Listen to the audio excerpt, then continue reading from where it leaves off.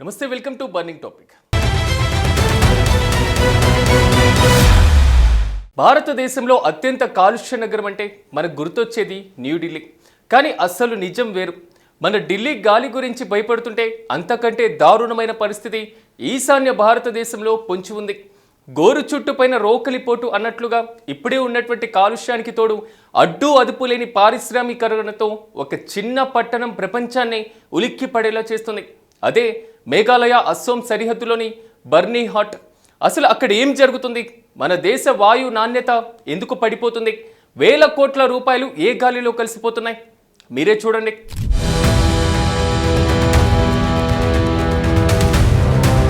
Health is wealth అని పెద్దలు చెప్తుంటారు. కానీ ఇప్పుడు హెల్త్ కావాలన్నా, కనీసం ప్రశాంతంగా గాలి పీల్చుకోవాలన్నా భయపడాల్సిన పరిస్థితి ఏర్పడింది. మనం పీల్చే గాలి మన ప్రాణాలనే తీసే గాలిలా మారుతోంది. అభివృద్ధి పేరుతో మనం పెంచిన కాలుష్యం ఇప్పుడు మన గొంతు నులుముతోంది. తాజాగా centre for Research on Energy and Clean air విడుదల చేసిన రిపోర్టు చూస్తుంటే గుండెలు ఆగిపోయే నిజాలు బయటపడుతున్నాయి.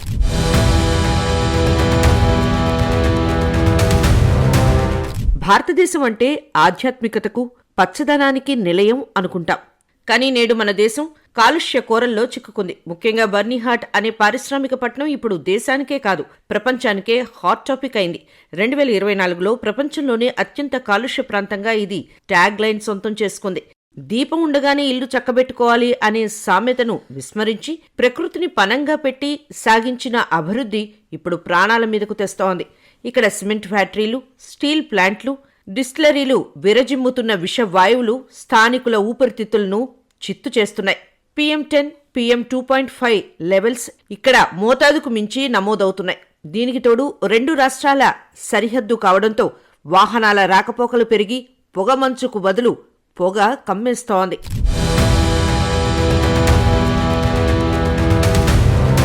పైన మెరిసిపోయే నగరాలు లోపల విషవాయువులను నింపుకుంటున్నాయి. సిరియా నివేదిక ప్రకారం గాలి నాణ్యత ప్రమాణాలు పాటించని నగరాల సంఖ్య రోజురోజుకు పెరుగుతోంది.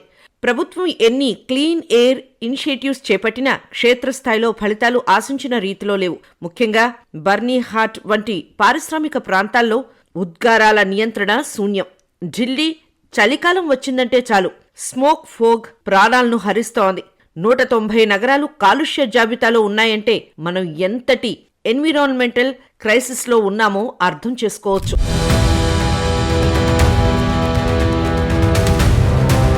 బర్నీహాట్, ఢిల్లీ, గాజియాబాద్ నగరాలు దేశంలోనే మోస్ట్ పొల్యూటెడ్ సిటీస్ గా నిలిచాయి. ఇక్కడ గాలి నాణ్యత ప్రమాదకర స్థాయిని దాటిపోయింది. కేవలం మెట్రో నగరాలే కాదు, దేశవ్యాప్తంగా సుమారు 190 నగరాలు మరియు పట్టణాలు తీవ్రమైన కాలుష్య కోరల్లో చిక్కుకున్నాయి. Centre for Research on Energy and Clean Air అధ్యయనం ప్రకారం గాలిలో ఉండే సూక్ష్మ ధూళి కణాలు ప్రాణాంతక స్థాయిలో ఉన్నాయి.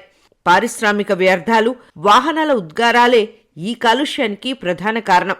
థింక్ బిఫోర్ యు యాక్ట్ అన్న సూక్తిని మర్చిపోయి చేస్తున్న పారిశ్రామిక ప్రగతి శాపంగా మారుతోంది. 190 నగరాల్లో నివసించే ప్రజలు ఊపిరితిత్తుల వ్యాధులు, గుండె సంబంధిత సమస్యలతో సతమతమవుతున్నారు.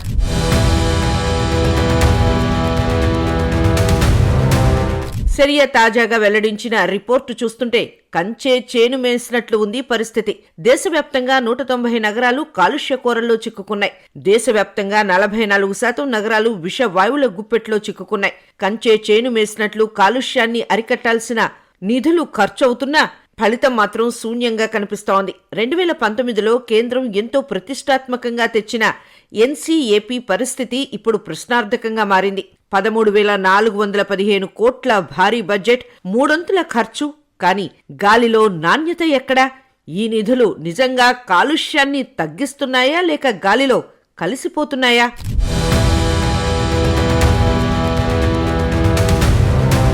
కేంద్ర ప్రభుత్వం 2019లో NCAPను ప్రారంభించినప్పుడు 2024 నాటికి గాలిలో కాలుష్య కారకాలైన PM10, PM2.5 స్థాయిలను 20 నుంచి 30% తగ్గించాలని లక్ష్యంగా పెట్టుకుంది. ఇందుకోసం ఏకంగా 13,415 కోట్లు కేటాయించారు. తాజా నివేదికల ప్రకారం ఇందులో 3 నిధులు ఇప్పటికే ఖర్చయ్యాయి. అప్పు చేసి పప్పుకూడు అన్నట్లు వేల కోట్లు ఖర్చు చేసినా అనేక నగరాల్లో కాలుష్య స్థాయిలు తగ్గకపోగా కొన్ని చోట్ల పెరగడం గమనార్హం. నిధుల వినియోగంలో ఉన్న వేగం క్షేత్రస్థాయిలో గాలి నాణ్యత మెరుగుపరచడంలో కనిపించడం లేదు. మౌలిక సదుపాయాల కన్నా ప్రచారానికి ఎక్కువ ప్రాధాన్యత ఇస్తున్నారా అన్న అనుమానాలు వ్యక్తమవుతున్నాయనే విమర్శలు వెల్లువెత్తుతున్నాయి.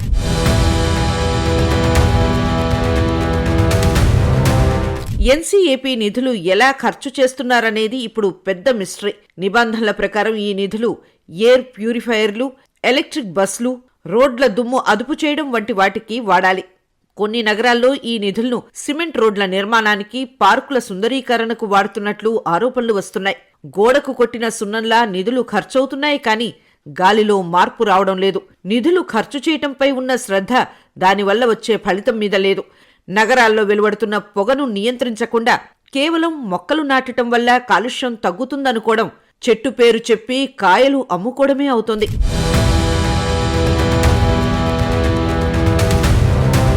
వాయు కాలుష్యం అనేది కేవలం పర్యావరణ సమస్య కాదు, ఇది ఒక హెల్త్ ఎమర్జెన్సీ. దేశంలోని దాదాపు సగం నగరాల్లో గాలి నాణ్యత ప్రమాదకర స్థాయిలోనే ఉంది. ఊపిరితిత్తుల వ్యాధులు, గుండెపోటు, చిన్న పిల్లల్లో శ్వాసకోశ ఇబ్బందులు పెరిగిపోతున్నాయి. రోగం ఒకటైతే మందు మరొకటి అన్నట్లు ప్రభుత్వం రోడ్లపై నీళ్లు చల్లటం వంటి తాత్కాలిక చర్యలతో కాలం గడుపుతోంది. మనం పీల్చే ప్రతి శ్వాసలో విషం ఉంది. కాలుష్య నియంత్రణ మండలి గణాంకాలు చూస్తుంటే ఆందోళన కలగక మానదు. ఖర్చు చేస్తున్న ప్రతి రూపాయి సామాన్యుడి ఊపిరిని కాపాడాలి. ఉత్తర భారతదేశంలోని నగరాలు, ముఖ్యంగా ఢిల్లీ, కాన్పూర్, వారణాసి వంటి చోట్ల పరిస్థితి మరీ ఘోరం. ఇక్కడ వింటర్ సీజన్లో గాలి పీల్చటం అంటే రోజుకు 20 సిగరెట్లు తాగడంతో సమానం. ఎన్సీఏపీ కింద ఈ నగరాలకు 100 కోట్లు ఇచ్చిన పంట వ్యర్థాల దహనం, పారిశ్రామిక పొగను అరికట్టలేకపోతున్నారు. చేతులు కాలిన తర్వాత ఆకులు పట్టుకున్నట్లు కాలుష్యం పెరిగినప్పుడు మాత్రమే అత్యవసర చర్యలు తీసుకుంటున్నారు ఇక్కడ. శాశ్వత పరిష్కారాల వైపు అడుగులు వేయకుండా కేవలం నివేదికలతో కాలం వెళ్లదీయడం వల్ల భవిష్యత్తు తరాలకు స్వచ్ఛమైన గాలిని అందించలేం.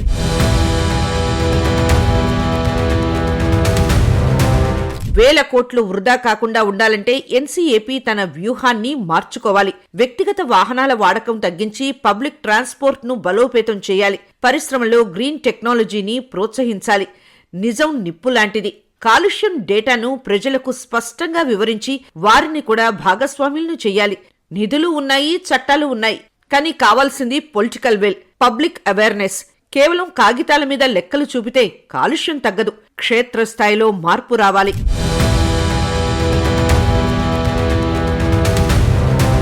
పెరుగుతున్న పరిశ్రమలు, వాహనాల కాలుష్యం గాలిని విషతుల్యం చేస్తున్నాయి. ముఖ్యంగా పర్టిక్యులేట్ మ్యాటర్ 2.5 సూచీ ప్రకారం దేశంలోనే అత్యంత కాలుష్య రాష్ట్రంగా ఉత్తరప్రదేశ్ అగ్రస్థానంలో నిలిచింది. అభివృద్ధి వైపు పరుగులు తీసిన ఫలితమే ఇది. ఉత్తరప్రదేశ్లో ఏకంగా 416 ప్రాంతాలు కలుషిత జాబితాలో చేరాయి. అంటే ఇక్కడ గాలి పీల్చటం అంటే సిగరెట్ పొగను నేరుగా లోపలికి పంపడమే. ఇక ఈ జాబితాలో ఉత్తరప్రదేశ్ తర్వాత రాజస్థాన్ 158 ప్రాంతాలతో రెండో స్థానంలో నిలిచింది. గుజరాత్, మధ్యప్రదేశ్ వంటి రాష్ట్రాలు కూడా ఏమాత్రం తక్కువ కాదని నిరూపిస్తున్నాయి. పచ్చని పొలాలు ఉండాల్సిన పంజాబ్, చారిత్రక వారసత్వం ఉన్న బీహార్, కలలకు నిలయమైన పశ్చిమ బెంగాల్ ప్రాంతాలు కూడా ఇప్పుడు కాలుష్య కోరల్లో చిక్కుకున్నాయి.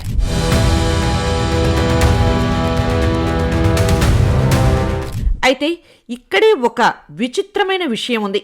PM 2.5 సూచీలో యూపీ టాప్ ఉంటే PM10 సూచీలో మాత్రం రాజస్థాన్ మొదటి స్థానంలో నిలిచింది. ఎడారి ప్రాంతం కావడం, ఇసుక రేణువుల ప్రభావం వల్ల ఇక్కడ PM10 స్థాయి విపరీతంగా పెరిగిపోయింది. దీని తర్వాత స్థానాల్లో యూపీ, మధ్యప్రదేశ్, బీహార్, ఒడిశాలు నిలిచాయి. ప్రకృతి సమతుల్యత దెబ్బతింటే మనిషి మనుగడ ప్రశ్నార్థకమే అని చెప్పుకోవాలి.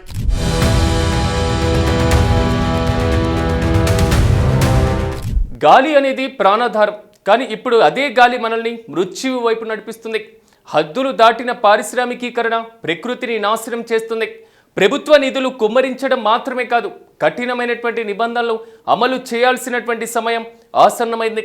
లేదంటే రేపటి తరం గాలిని కూడా కొనుక్కోవలసిన దుస్థితి ఏర్పడుతుంది. So it's time to act.